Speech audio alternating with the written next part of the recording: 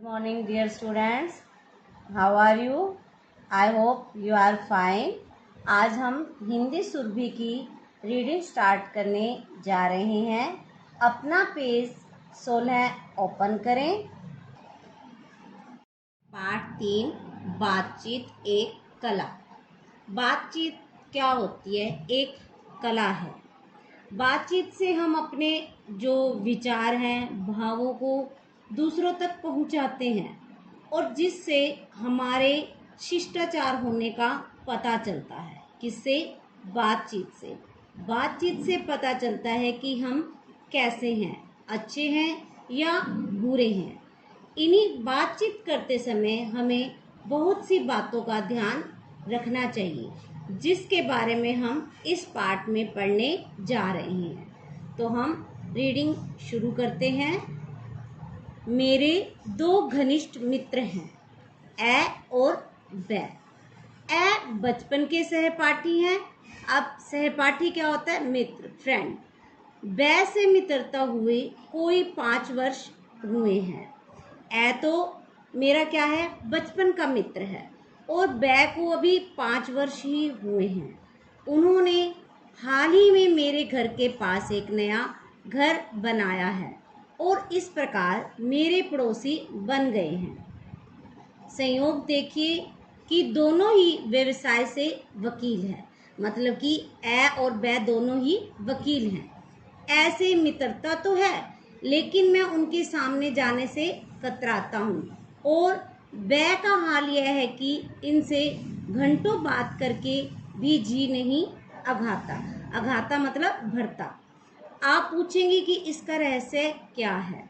अच्छा होता यदि आप रहस्य को रहस्य ही बना रहने देते, लेकिन अब जब मैंने बात छेड़ दी है तो इस रहस्य को खोलना ही होगा। दुनिया की नज़रों में असफल व्यक्ति है। असफल मतलब कि सक्सेसफुल नहीं है, कामयाब नहीं है। हालांकि वे इसे नहीं स्वीकारते। वह एक सफल व्यक्ति है, ऐसा उनके संपर्क में आने वाले सभी बताते हैं। जब दोनों की सफलता और असफलता पर मैं गौर करता हूँ तो पाता हूँ कि वह अपने अन्य व्यक्तित्व गुणों के अलावा बातचीत की कला में निपुण है। अब वही बात आ गई बातचीत की। वह क्या है? बातचीत करने में निपुण है। अपनी बातों से औरों को अट्रैक्टिव करते हैं, जबकि ए इस कला का कै ख गै भी नहीं जानते। ए को बातचीत करनी नहीं आती, किसी के साथ कैसे करनी है। वह अपनी बातचीत से संपर्क में आने वाले सभी व्यक्तियों को लुभा लेते हैं, उन्हें अपना मित्र बना लेते हैं, जबकि ए अपनी बातचीत से लोगों को चिढ़ा देते हैं और उन्हें अपना शत्रु तक बना लेते हैं। बातचीत या वार्तालाप सामाजिक क्रियाकलाप है जो सामाजिक विकास का आधार प्रस्तुत करता है। हम सभी समाज में रहते हैं और सामाजिक जीवन में पग पग पर बातचीत करने की आवश्यकता होती है। यह सामाजिक आवश्यकता और सामाजिक दायित्व दोनों हैं। बातचीत, हम समाज में रहते हैं तो बातचीत हमें ढंग से करनी पड़ती है। यह हमारी आवश्यकता भी है और जिम्मेवारी भी है। बिना आपसी बातचीत के समाज बन नहीं सकता। हम अकेले नहीं रह सकते, बातचीत तो हमें करनी पड़ेगी। समाज के साथ हम तभी रहेंगे जब हम अच्छे से बोलेंगे। चल नहीं सकता। इसी के द्वारा हम अन्य लोगों के संपर्क में आते हैं और उनका सानिध्य, साथ तथा सहयोग प्राप्त करते हैं। इस प्रकार सामाजिक प्रतिष्ठा और व्यक्तिगत लोकप्रियता दिलाता है वार्तालाप। आप कोई भी बड़ा काम तब तक नहीं कर सकते जब तक समाज के अधिकांश लोगों का सहयोग न मिले। महात्मा गांधी ने समाज के छोटे बड़े लोगों से बातचीत की और उनका सहयोग लेकर ऐसे साम्राज्य से लड़ाई लड़ी और उसमें सफलता पाई जिसके राज्य में सूर्य अस्त भी नहीं होता था। लोग कहते हैं महात्मा गांधी ने सत्य, अहिंसा और प्रेम के बल पर आज़ादी की लड़ाई जीती, लेकिन मैं जोर देकर कहता हूँ कि उन्होंने बातचीत के बूते पर लड़ाई जीती।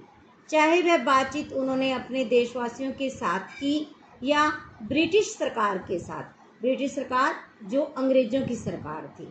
हम आज भी बड़े बड़े मसले बातचीत द्वारा ही हल कर रहे हैं, चाहे वह अणु बम के बारे में हो या सीमा विवाद आदि हो। ईरान और इराक की लड़ाई बातचीत से शुरू हुई, अब हथियारों से लड़ी जा रही है, लेकिन समाप्त होगी तो बातचीत से ही। समस्याएं चाहे कैसी भी हों, उनको सुलझाने का रामबाण है वार्तालाप। वार्तालाप मीनिंग बातचीत। जब बातचीत का इतना योगदान है हमारे व्यक्तित्व उत्कर्ष और अपकर्ष में। अब देखो, इसका विलोम शब्द बनता है, उत्कर्ष का क्या विलोम शब्द होगा? अपकर्ष। परिवार और समाज संचालन में तथा सभी प्रकार की समस्याओं को सुलझाने में तब इस कला की कतिपय मतलब कुछ विशेषताओं की जानकारी भी लगे हाथ प्राप्त कर लेना लाभकर रहेगा। लेकिन मैं यह बता देना चाहता हूँ कि कला संबंधी कोई जानकारी तब तक लाभदायक सिद्ध नहीं होती जब तक उसका बार बार अभ्यास करके उसे आत्मसात न कर लिया जाए। लीजिए, बातचीत की कला के संबंध में मैंने बताना शुरू भी नहीं किया कि मेरे दोनों घनिष्ठ मित्र ए और ब आपके और हमारे बीच आ थमके। चूँकि दोनों ही मेरे घनिष्ठ मित्र हैं, पक्के दोस्त हैं, इसलिए उनमें से किसी का भी निरादर करना मेरे लिए अनुचित होगा। वो कह रहे हैं कि अगर मैं ए और ब दोनों में से ही किसी की इंसल्ट करता हूँ तो यह मेरे लिए उचित नहीं होगा। फिर शिष्टाचार की अपेक्षा भी है कि उनमें से किसी की भी पोल न खोली जाए, जब वह भी तब जबकि मुझे अपनी सभी पाठकों की समझदारी पर विश्वास है। बातचीत खुले दिमाग और खुले दिल से प्रारंभ करनी चाहिए। अपने को बड़ा और दूसरे को छोटा समझना भारी भूल है और यह एक प्रकार की मानसिक ग्रंथि है, उच्च अथवा हीन भावना की निशानी है। बातचीत में अपनी महान पैतृक परंपरा या अपनी सफलताओं की डींग हाँकना मना है। अधिकतर लोग बातचीत में असफल इसलिए होते हैं कि वे अपनी की गाए जाते हैं और दूसरों की सुनने का कष्ट नहीं उठाते। परिणाम यह होता है कि दूसरे लोग केवल उनकी बातें सुनकर बोर होना नहीं चाहते। अच्छी बात का पहला अनिवार्य गुण है स्पष्टता। कई लोगों के विचार बहुत सुंदर और मूल्यवान होते हैं, लेकिन वे अस्पष्ट और उलझे हुए होते हैं। फलतः वे अपनी बात दूसरों तक पहुंचा नहीं पाते और जब तक सुनने वाला किसी बात को भली प्रकार समझ नहीं पाता तब तक उसकी सार्थकता नहीं है। सुलझी बात कहने के लिए विचार भी सुलझे हुए होने चाहिए। हमें अपनी एक एक बात तोलकर स्पष्टता बोलनी चाहिए, यानी कि हमें अपनी बात को साफ साफ शब्दों में बोलना चाहिए, जिससे जो हमारी बात सुन रहा है वो बोर नहीं होना चाहिए और उसे अच्छी तरह समझ में आना चाहिए। हमारी बातचीत का स्तर और उसकी भाषा श्रोता और अवसर के अनुसार बदलनी चाहिए। सभाओं और गोष्ठियों में हमारी बातचीत औपचारिक होनी चाहिए, जबकि घर और मित्रों के बीच अनौपचारिक और आत्मीयता से भरपूर। जो इससे बातचीत करता हो उसके स्वभाव और ज्ञान के अनुसार ही हमें अधिक या कम गंभीर बातें, अपनी बात को कम से कम शब्दों में कहना एक कला है, जिसके लिए प्रयत्न और अभ्यास आवश्यक है। आज के युग में जबकि लोगों की व्यवस्था दिन पर दिन बढ़ती जा रही है, आपके घुमावदार कथन, लच्छेदार भाषण, लंबे संस्मरण, कहानियाँ आदि सुनने का धैर्य बहुत कम लोगों में है। आजकल सभी चाहते हैं कि हमारे पास टाइम कम है तो बात कम से कम होनी चाहिए। बात ऐसे कम से कम शब्दों में करो कि मतलब कि अगले को समझ भी आए और वो आपकी बातों से बोर भी नहीं होना चाहिए। बातचीत की भाषा की शुद्धता भी कम महत्वपूर्ण नहीं है। अशुद्ध भाषा और बनावटी भाषा का प्रयोग करके लोग हास्यास्पद बन जाते हैं। स्मरणीय है कि हमारे मुंह खोलते ही लोग हमारे बारे में बहुत कुछ जान जाते हैं। यदि वजनदार बात भी अशुद्ध भाषा में कही जाती है तो श्रोता पर अभीष्ट प्रभाव नहीं पड़ता। हाँ, उनके ठहाके अवश्य सुनाई देने लगते हैं। कई बार विदेशी भाषा के शब्दों का प्रयोग करने से भी हास्यास्पद स्थिति उत्पन्न हो जाती है। भला गर्ल्सों के हॉस्टल में इंस्पेक्शनार्थ जाना कहाँ तक उचित है। अच्छी बातचीत का एक और महत्वपूर्ण गुण है नम्रता। हमें हमेशा अपनी बात अत्यंत शांति और नम्रता से लोगों के सामने रखनी चाहिए। आजकल अक्खड़पन को स्पष्टवादिता माने जाने लगा है। सच बोलना अच्छी बात है, लेकिन सच बोलते समय हमें अपनी ऋषियों की वाणी भी याद रखनी चाहिए। सत्यम ब्रूयात्, सत्य बोलो। प्रियम ब्रूयात्, प्रिय बोलो। न ब्रूयात् सत्यम अप्रियम, अप्रिय लगने वाला सत्य मत बोलो। अर्थात हमें सच बोलना चाहिए, लेकिन अप्रिय सत्य नहीं बोलना चाहिए। सच बोलो, लेकिन ऐसा सच मत बोलो कि दूसरे को अच्छा नहीं लगे। बोलते समय हमें यह अवश्य स्मरण रखना चाहिए, स्मरण मतलब याद रखना चाहिए कि वह दूसरों को कैसा लगेगा। स्पष्टवादी बनने के चक्कर में कड़वा सच बोलना बुद्धिमानी नहीं है। आवश्यक होने पर शांत, तर्कसंगत और चुने हुए शब्दों में नम्रता और शालीनता से कहा गया कड़वे से कड़वा सच भी लोगों पर अनुकूल प्रभाव डालता है।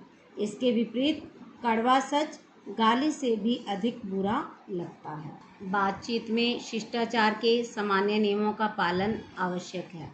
साथ ही बातचीत के कुछ अपने शिष्टाचार हैं जिनका पालन होना ही चाहिए। हमें कोई भी बात दावा करते हुए नहीं कहनी चाहिए और उसमें दूसरों से मनमाने की तथा अपने को अधिक चतुर जताने की प्रवृत्ति तो होनी ही नहीं चाहिए।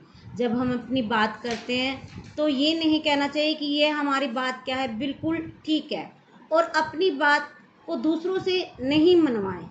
जिद नहीं करनी चाहिए कि जो बात मैंने कही है तो वो सही है और तुम्हें माननी ही पड़ेगी।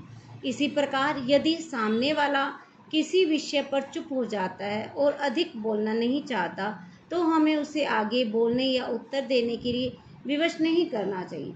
साथ ही साथ दूसरों की बातें भी ध्यानपूर्वक सुननी चाहिए और अच्छी बात करने पर प्रशंसा करनी चाहिए। बात बात पर चिढ़ जाना, नाराज होना, अड़ जाना और जोर जोर से बोलना अच्छा नहीं है। बातचीत में पांडित्य प्रदर्शन भी कम खतरनाक नहीं है। उस व्यक्ति पर हंसी आए बिना नहीं रहती जो मौसम की चर्चा छिड़ते ही अपना भौगोलिक या वैज्ञानिक ज्ञान बघाड़ने लगता है। इसी प्रकार जो लोग थोड़ी देर की लोकप्रियता प्राप्त करने के लिए दूसरों के लतीफ़े, संस्मरण, कविताएं आदि अपने कहकर सुनाते हैं, वे अक्सर उपहास के पात्र बन जाते हैं। उपहास मतलब मजाक के पात्र बन जाते हैं।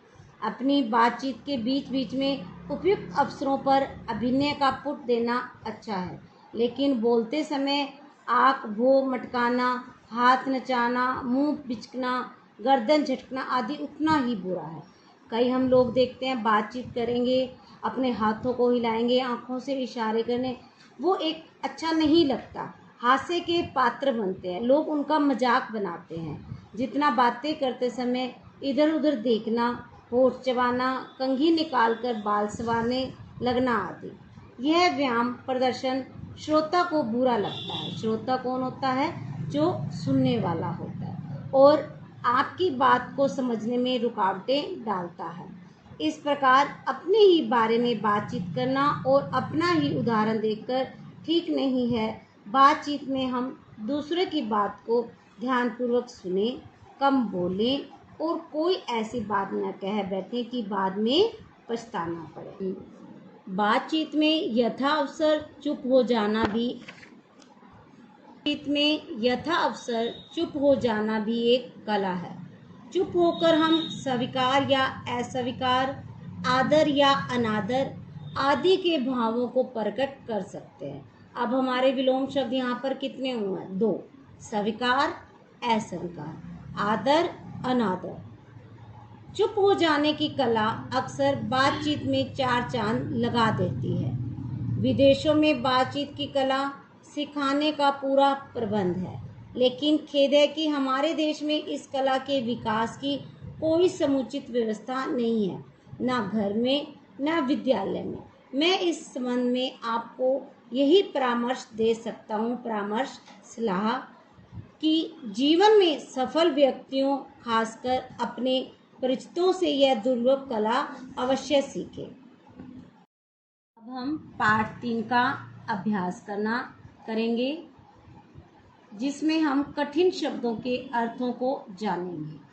अघाता भर्ता, भूते बल, उत्कर्ष उन्नति, आत्मसात ग्रहण कर लेना, मानसिक ग्रंथि मन की गांठ, औपचारिक रस्सी, ज्ञान बघारना ज्ञान का प्रदर्शन, लच्छेदार घुमावदार, उपहास मजाक, निपुण कुशल, कतराना बचना, अपकर्ष अवनति, शिष्टाचार सभ्य व्यवहार, सार्थकता अर्थपूर्ण, हास्यास्पद हंसी के पात्र, दावा आत्मविश्वास से कोई बात कहना, प्रवृत्ति मन का झुकाव, पुट बनाया गया आधान, सानिध्य साथ, मसले समस्याएं, कतिपय कुछ, पोल रहस्य, आत्मीयता अपनापन, अभीष्ट